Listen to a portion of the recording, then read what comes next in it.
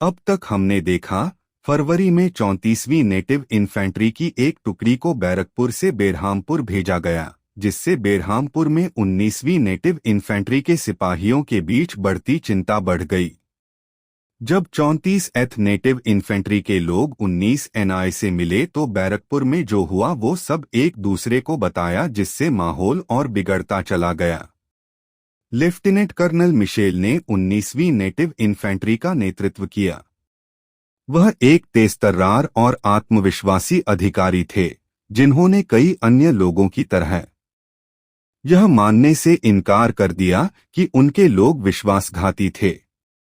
16 फरवरी को मिशेल ने 19वीं रेजिमेंट को शांत, व्यवस्थित और आज्ञाकारी मानते हुए उन पर भरोसा जताया। उन्होंने अपने कुछ देशी अफसरों की भी तारीफ की। वहीं जनरल हर्से ने मिशेल के विश्वास से असहमति जताते हुए कहा कि देशी अधिकारी ऐसी स्थितियों में किसी काम के नहीं थे। उन्होंने इस बात पर प्रकाश डाला कि वे अपने लोगों से डरते थे और कार्रवाई करने में अनिच्छुक थे। हर्से ने कलकत्ता में अधिकारियों को इस बात पर जोर दिया कि स्थानीय अधिकारियों का यह व्यवहार ऐसी परिस्थितियों में एक आवर्ती प्रवृत्ति है। जनरल हर्से ने अपनी चतुराई और अच्छी समझ से पहले 1849 में वजीराबाद में एक प्रारंभिक विद्रोह को दबा दिया था। उन्होंने भविष्यवाणी की थी कि ऐसी स्थितियां, जहां देशी अधिकारी कार्रवाई करने से कतराते हैं, भारत में ब्रिटिश शासन के अंत तक बनी रहेंगी। कर्नल मिशेल को चातुर्य और अच्छी समझ दोनों की कमी के रूप में वर्णित किया गया था। जब उन्हें पता चला कि उनके लोग 34वीं इन्फेंट्री की स्थिति के समान कारतूसों को संभालने के लिए अनिच्छुक थे, तो कर्नल मिशेल भयभीत हो गए। जवाब में वह गुस्से में परेड ग्राउंड में चले गए, जहां उन्होंने सैनिकों को संबोधित किया।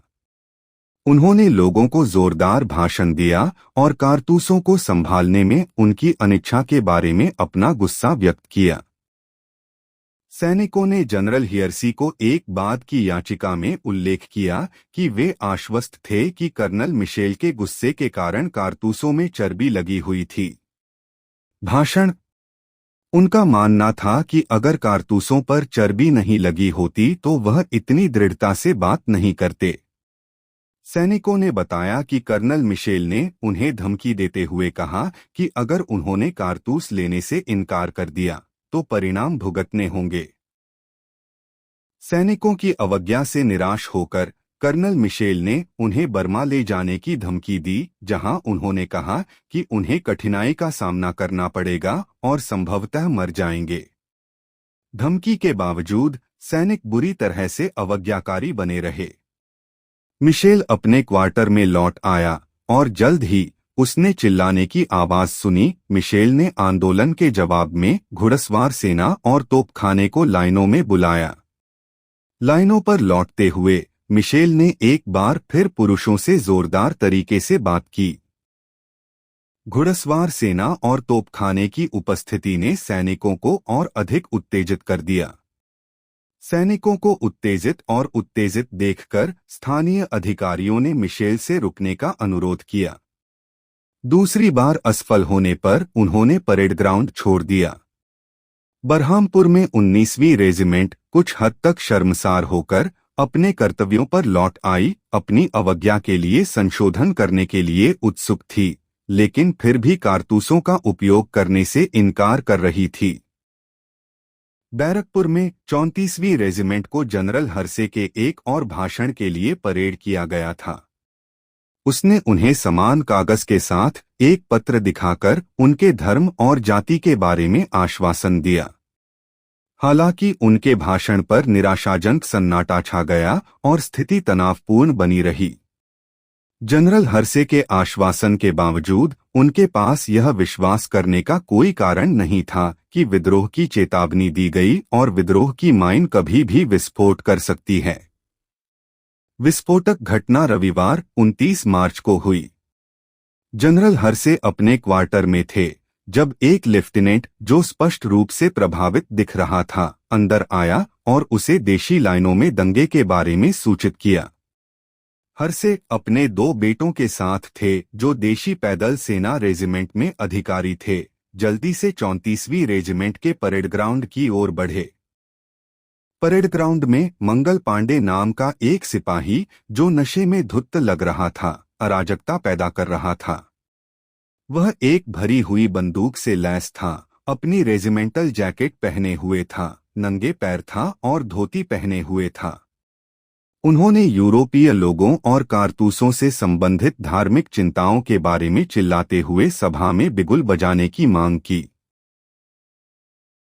अंग्रेज सार्जेंट मेजर ह्यूसन ने एक जमादार, एक देशी अधिकारी से पूछा कि उसने हस्तक्षेप करने की कोशिश क्यों नहीं की और उसने मंगल पांडे को गिरफ्तार क्यों नहीं किया। जमादार ने असहायता से समझाया कि नायक सहायक के पास गया था और हवलदार फील्ड ऑफिसर के पास गया था। उन्होंने खुद कार्रवाई करने को लेकर अनिश्चितता व्यक्त की।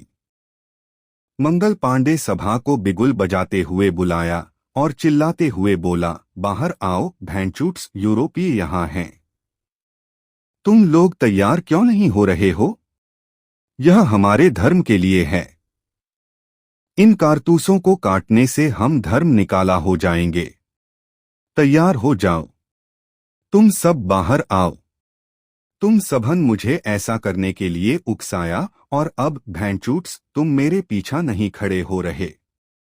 अब कुछ भी हो जाए लेकिन इन ससुर गोरन को मरना बहुत जरूरी हो गया है। एडजुटेंट लेफ्टिनेंट बॉग घटनास्थल पर पहुंचे। उन्होंने तुरंत परेशान करने वाले सिपाही के स्थान के बारे में पूछा। ह्यूसन ने बॉग को खतरे के बारे में चेतावनी दी और उसे अपनी जान बचाने के लिए दाहिनी ओर सवारी करने की सलाह दी, क्योंकि सिपाही द्वारा उस पर गोली चलाने की संभावना थी। उसी क्षण मंगल पांडे ने गोली चलाई, जो बॉग के घोड़े को लगी और घोड़े और बॉग दोनों को जमीन पर गिरा दिया। तलवार से लैस मंगल पांडे ने बॉग पर हमला कर दिया, जिससे उसके कंधे और गर्दन पर चोट लग गई। इसके साथ ही एक अन्य सिपाही की बंदूक के प्रहार से हेवसन को पीछे से नीचे गिरा दिया गया। एक मुस्लिम सिपाही शेख पलटू ने मंगल पांडे को कमर से पकड़कर हस्तक्षेप किया, जिससे बॉग और हेवसन को भागने की अनुमति मिल गई।